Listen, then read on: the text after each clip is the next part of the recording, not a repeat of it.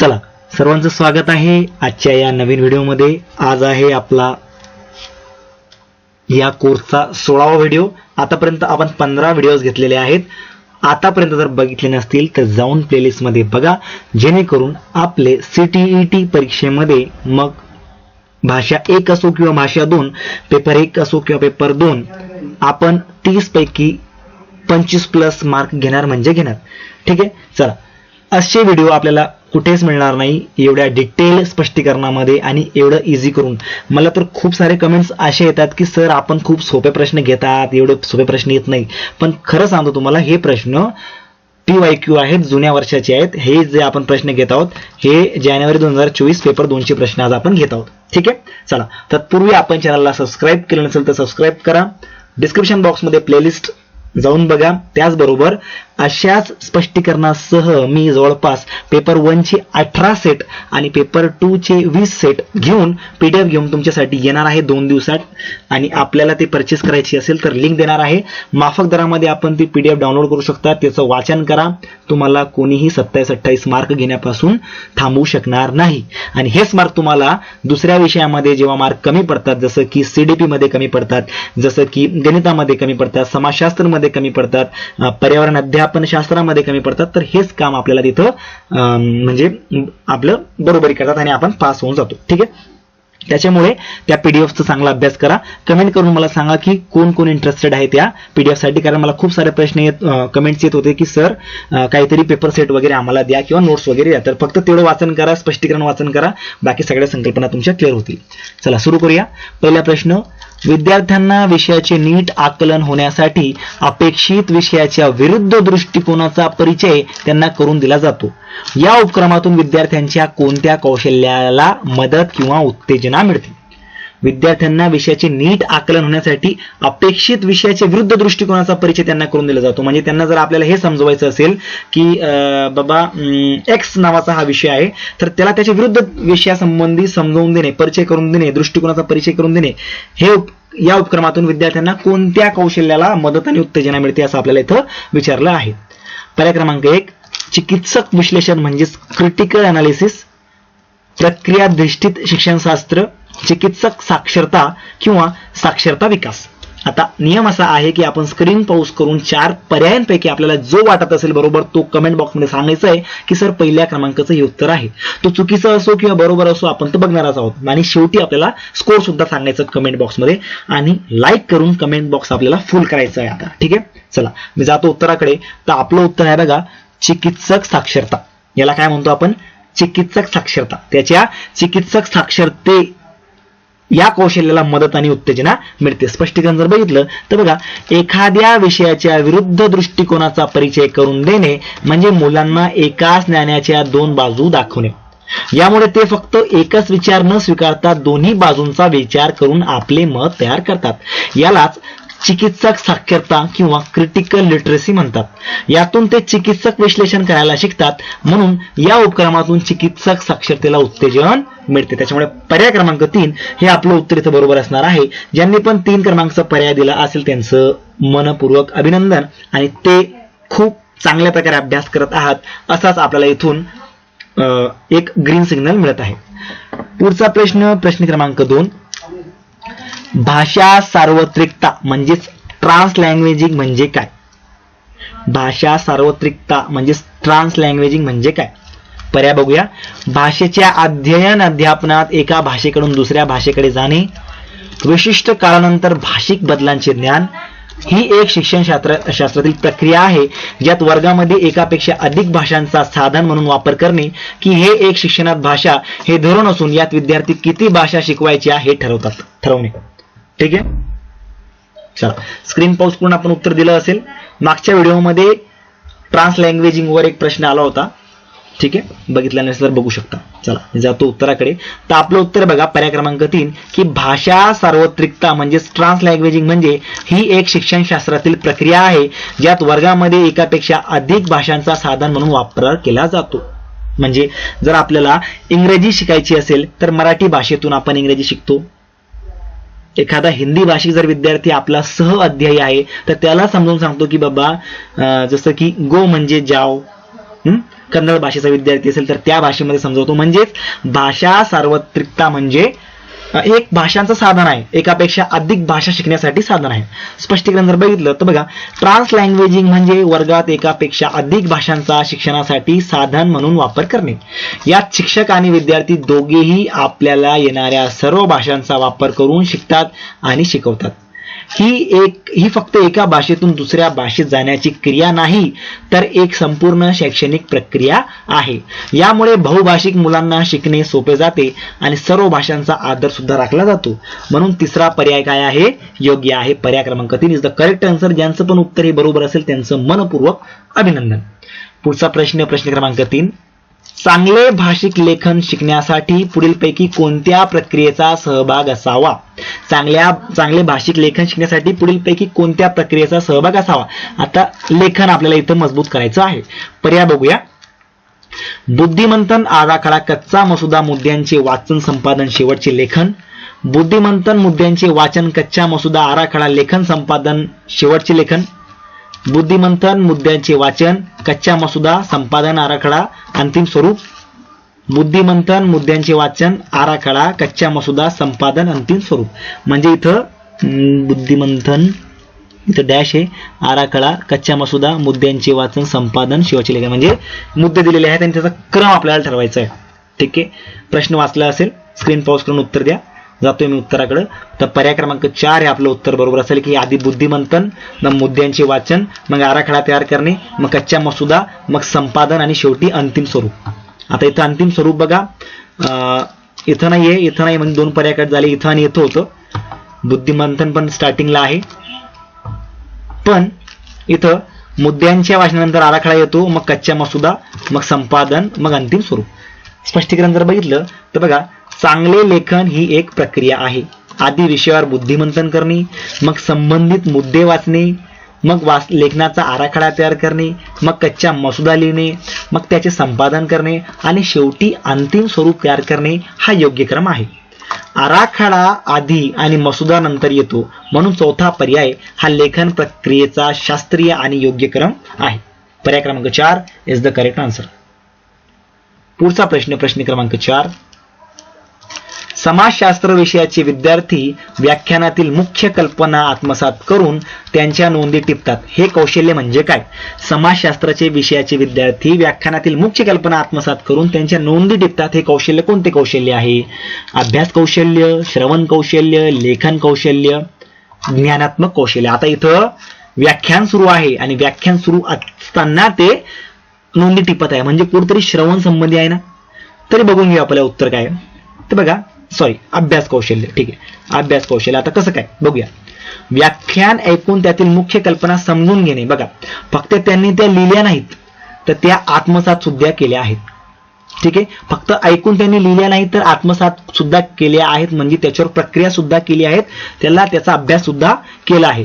मग व्याख्यान ऐकून त्यातील मुख्य कल्पना समजून घेणे आणि त्याच्या संक्षिप्त नोंदी तयार करणे हे अभ्यास कौशल्य किंवा स्टडी स्किल आहे.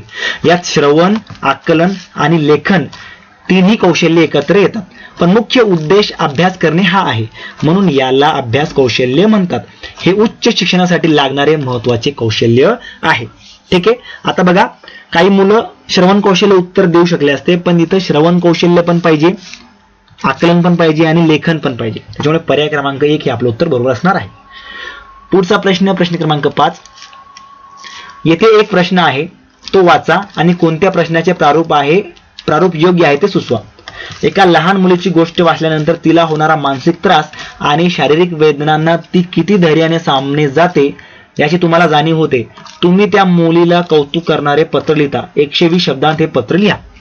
आता एक लहान मुलीची आपण गोष्ट जर वाचली आणि तिला त्या गोष्टीमध्ये होणारा मानसिक आणि शारीरिक वेदनांचा त्रास ती किती धैर्याने सामोरे जाते याची आपल्याला जाणीव आहे, तर त्या मुलीचं आपल्याला कौतुक करण्यासाठी एक पत्र लिहायचंय, ते 120 शब्दांमध्ये आपल्याला लिहायचंय. मग हे काय आहे? 4 पर्यायांपैकी हा प्रश्न कोणत्या स्वरूपाचा आहे? हा एक प्रश्न दिलेला आहे आपल्याला बरं का, की असं एक मुली संबंधित तुम्ही गोष्ट वाचली आहे आणि त्याला तुम्ही पत्र लिहायचंय तिचं कौतुक करताना. भावदर्शी प्रश्न म्हणजे एक्सप्रेसिव्ह क्वेश्चन. दीर्घोत्तरी प्रश्न, अंदाजित प्रश्न म्हणजे एक्स्ट्रापोलेटिव्ह क्वेश्चन, की स्वच्छंद प्रश्न म्हणजेच डिस्कर्सिव्ह क्वेश्चन. म्हणजे अशा प्रकारचं प्रश्न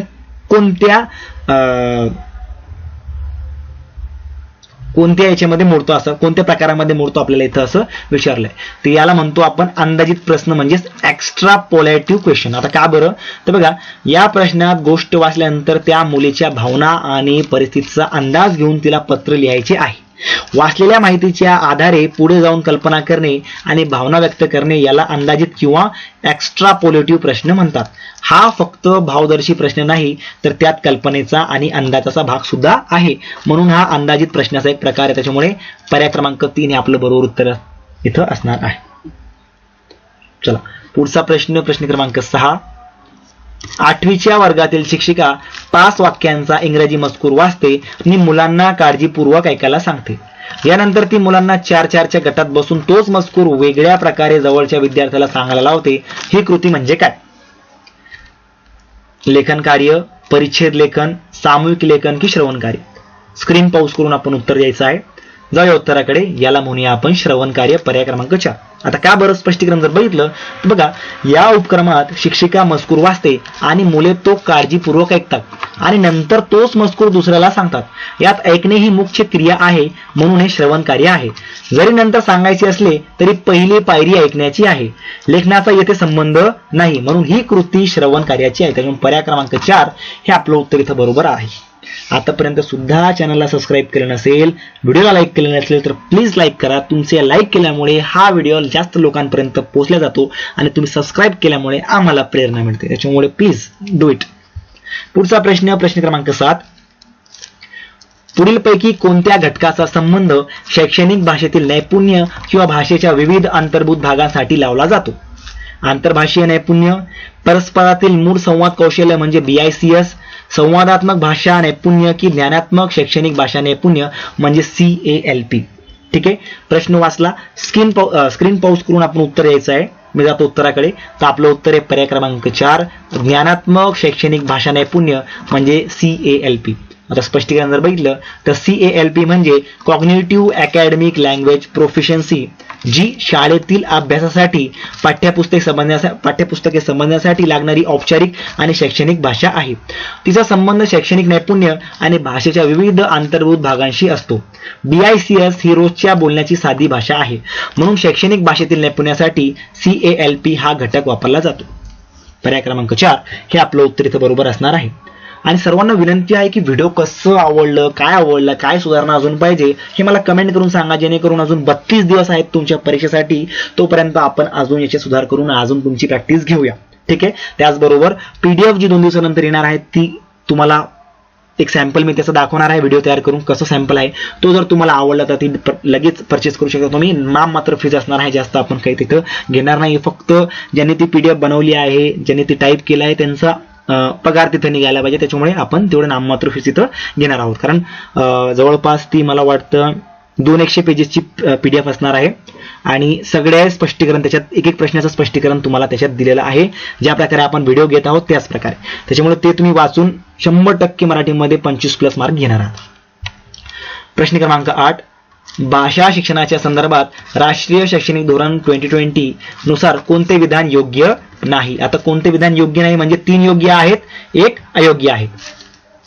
त्रैभाषिक धोरणानुसार एका अभिजात भाषेचा अभ्यास, त्रैभाषिक धोरणानुसार मातृभाषा किंवा घरच्या भाषेचा अभ्यास, त्रैभाषिक धोरणानुसार भारतीय भाषेचा अभ्यास की त्रैभाषिक धोरणानुसार इंग्रजी भाषेचा अभ्यास? कोणती गोष्ट योग्य नाही असं विचारलंय, म्हणजे 3 योग्य आहेत. स्क्रीन पॉज करून आपण उत्तर द्यायचं आहे. मी जातो उत्तराकडे. तर आपलं उत्तर आहे पर्याय क्रमांक 1 की त्रैभाषिक धोरणानुसार एका अभिजात भाषेचा अभ्यास करणे हे योग्य नाही. आता का बरं योग्य नाही? तर बघा, नॅशनल एज्युकेशन पॉलिसी 2020च्या त्रैभाषिक धोरणानुसार मातृभाषा किंवा घरची भाषा, एक भारतीय भाषा आणि इंग्रजी यांचा अभ्यास अपेक्षित आहे. अभिजात भाषा म्हणजे संस्कृत, तामिळ सारख्या प्राचीन भाषा, त्यांचा अभ्यास त्रैभाषिक धोरणात अनिवार्य नाही, तो ऐच्छिक असू शकतो. म्हणून अभिजात भाषेचा अभ्यास हे विधान त्रैभाषिक धोरणानुसार योग्य नाही. त्याच्यामुळे पर्याय क्रमांक 1 हे आपलं उत्तर बरोबर इथं असणार आहे. ठीक आहे, चला पुढचा प्रश्न क्रमांक 9. त्रिभाषा धोरणाच्या संदर्भात पुढीलपैकी कोणते विधान योग्य आहे? सर्व मुले त्यांच्या शिक्षणाची सुरुवात इंग्रजी किंवा घरची भाषा माध्यमातून करतात आणि हायस्कूलचे शिक्षण पूर्ण होईपर्यंत किमान 2 अधिक भाषा संपादित करतात. सर्व मुले त्यांच्या शिक्षणाची सुरुवात त्यांच्या प्रदेश भाषेतून करतात आणि हायस्कूलचे शिक्षण पूर्ण होईपर्यंत किमान 2 अधिक भाषा संपादित करतात. सर्व मुले त्यांच्या शिक्षणाची सुरुवात हिंदी या अधिकृत भाषेतून करतात आणि हायस्कूलचे शिक्षण पूर्ण होईपर्यंत किमान 2 अधिक भाषा संपादित करतात. सर्व मुले त्यांच्या शिक्षणाची सुरुवात त्यांच्या मातृभाषेत घरच्या भाषेत करतात आणि हायस्कूलचे शिक्षण पूर्ण होईपर्यंत किमान 2 अधिक भाषा संपादित करतात. बघा पेपर 2 मध्ये अशाच प्रकारचे मोठमोठे प्रश्न येतात, त्याच्यामुळे थोडी तयारी जास्त ठेवा. जाऊया उत्तराकडे. याचं उत्तर आहे पर्याय क्रमांक 4. सर्व मुले त्यांच्या शिक्षणाची सुरुवात त्यांच्या मातृभाषेत म्हणजेच घरच्या भाषेत करतात आणि हायस्कूलचे शिक्षण पूर्ण होईपर्यंत किमान 2 अधिक भाषा संपादित करतात. स्पष्टीकरण जर बघितलं तर त्रिभाषा धोरणानुसार आणि NEP 2020 नुसार शिक्षणाची सुरुवात मातृभाषेत किंवा घरच्या भाषेत व्हावी, जेणेकरून मुलाला समजणे सोपे जाईल. हायस्कूल पूर्ण होईपर्यंत त्याने किमान 2 अधिक भाषा शिकाव्यात, म्हणजेच एकूण 3 भाषा याव्यात. इंग्रजी किंवा हिंदीतून सुरुवात करणे हे योग्य धोरण नाही, म्हणून मातृभाषेची सुरुवात आणि 2 अधिक भाषा हे विधान योग्य आहे. त्याच्यामुळे पर्याय क्रमांक 4 हे आपलं उत्तर इथे बरोबर असणार आहे. चला पुढचा प्रश्न क्रमांक 10. शिक्षणाचे फलित विद्यार्थ्याला मदतरूप ठरते. कोणते ठरते असं याचं कोणते शिक्षणाचे कोणते फलित विद्यार्थ्याला मदतरूप ठरते असं आपल्याला इथं विचारले. पर्याय क्रमांक 1 लक्षणीय व्याकरणिक ज्ञान संपादन करण्यास शिक्षणाचे फलित विद्यार्थ्याला मदतरूप ठरते कशासाठी? लक्षणीय व्याकरणिक ज्ञान संपादन करण्यासाठी, लक्षणीय क्षमता साध्य करण्यासाठी, सर्व कौशल्यांची किमान पातळी आत्मसात करण्यासाठी, की लक्षणीय भाषा घटक आत्मसात करण्यासाठी. स्क्रीन पॉज करून आपण उत्तर द्या. ठीक आहे, दिलंय. चला मी जातो उत्तराकडे. त्याचं उत्तर आहे बघा, शिक्षणाचे फलित विद्यार्थ्याला मदतरूप ठरते कशासाठी? तर लक्षणीय क्षमता साध्य करण्यासाठी. तर स्पष्टीकरण जर बघितलं तर बघा, शिक्षणाचे फलित किंवा लर्निंग आउटकम ज्याला आपण अध्ययन निष्पत्ती म्हणतो, म्हणजे विद्यार्थ्याने नेमकी कोणती क्षमता साध्य केली हे पाहणे.